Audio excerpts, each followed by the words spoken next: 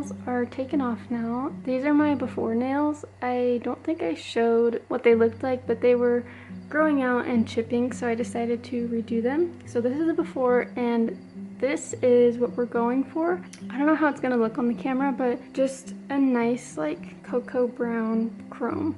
And I think it's super pretty. If you can't tell, I'm a pretty simple girl when it comes to my nails. So this is the goal, and yeah, so let's get to it.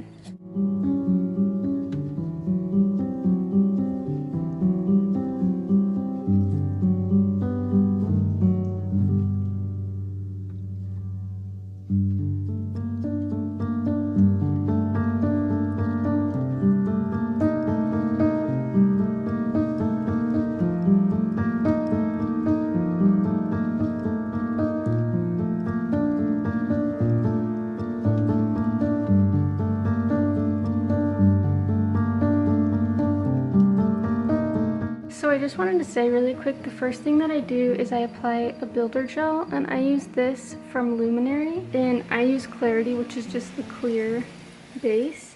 Basically this just makes your nails really strong and structured so they won't break, and I love this stuff, but I'm going to apply this off camera because it takes a really long time.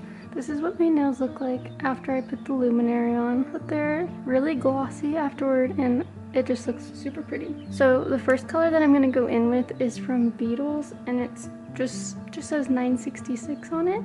It's this really pretty brown color, and I'm going to do a couple layers of this.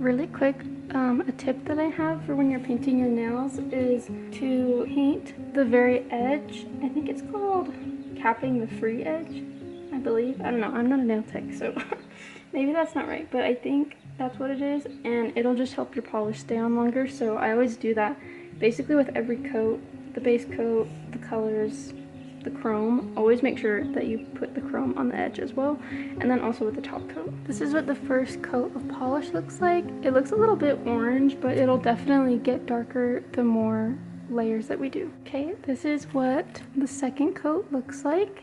Definitely a little darker. I think it's super pretty. And now I'm gonna go in with this chrome. It's an Insta Chrome pen from Red Carpet Manicure. I absolutely love these. They're so easy to use, and the chrome is just so good. This one that I'm using is in the shade Vanilla. So it's super easy to use. You just unscrew the top, and then it has the chrome at the tip of it. And I can just show you. I just put a little bit on, and then I rub the rest in with my finger. And it just looks so pretty. Wow, I already love it. And like I said before, make sure you always get chrome on the edge of your nails so that they're not chipping away, and that way it'll last longer.